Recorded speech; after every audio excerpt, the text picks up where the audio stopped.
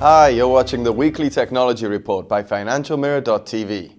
A few years ago, the browser war seemed dead and buried. After Microsoft's Internet Explorer usurped Netscape's Navigator in the late 1990s, its domination of the Internet seemed complete.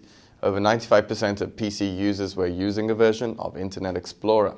But all that changed after Firefox was born from the ashes of the Navigator in 2004, and since then it has never looked back.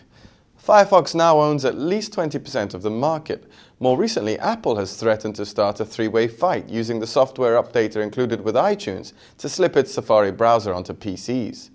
While its market share is minuscule, with more than 1% among PC users and around 6% overall, Safari offers PC users a credible third choice.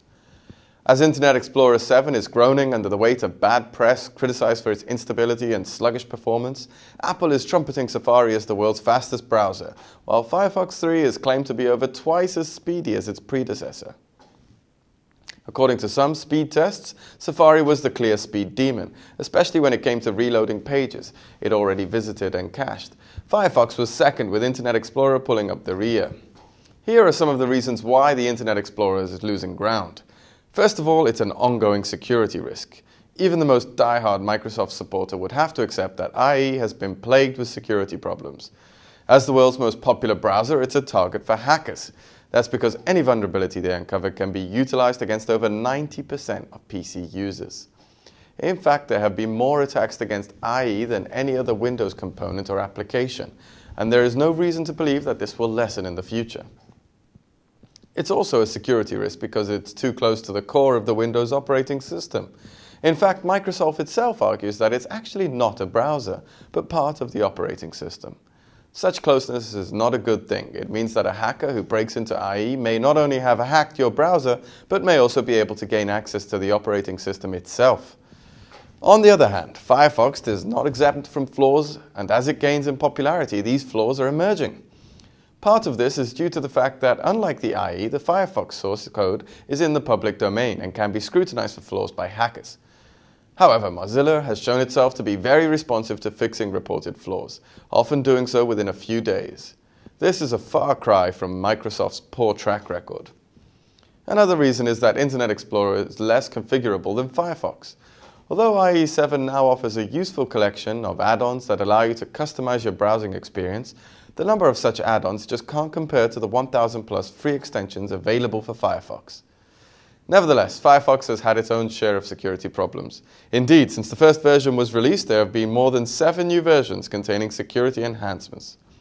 So if you keep your copy of Firefox up to date, it is extremely unlikely your browser security will be penetrated. The same cannot be said of Internet Explorer, particularly IE6.